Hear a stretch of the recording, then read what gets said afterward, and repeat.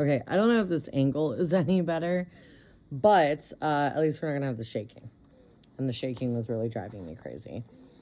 So anyway, this is where this reading gets a little interesting, okay? So the next thing that they brought up was Orpheus from Greek mythology, okay? And for those of you who don't know, Orpheus was a musician, a poet, and a prophet.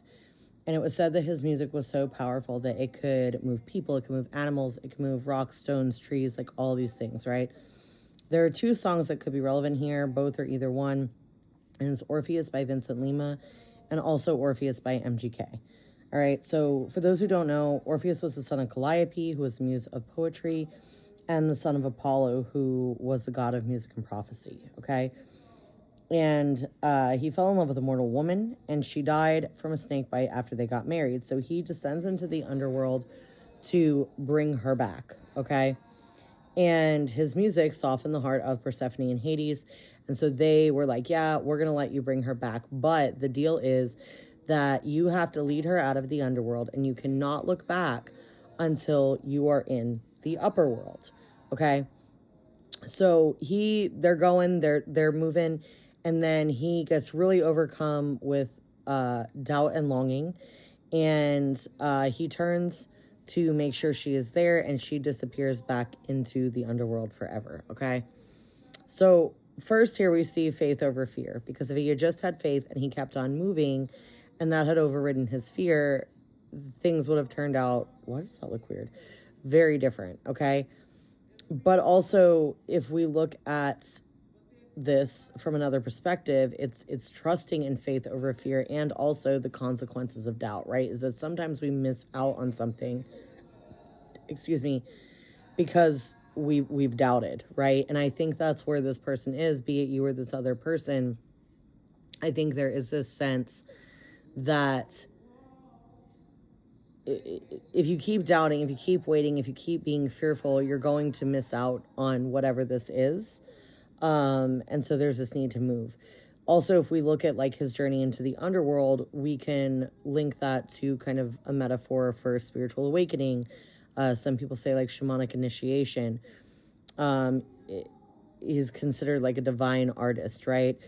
And so that could be relevant in many ways. Again, we have, so now I'm going to run through some signs, and then we're going to go one level weirder, okay? Stick with me here. Faith over fear again. We have that original phrase, don't worry about the mule, just load the wagon. Sunflowers, the cowardly lion comes up here again, which is, of course, like tied in with themes of courage, right? And then we get to Hercules, who they also showed me was relevant for this reading. So from birth, and this is, the story of Hercules is going to be very symbolic of whoever this reading is about, okay?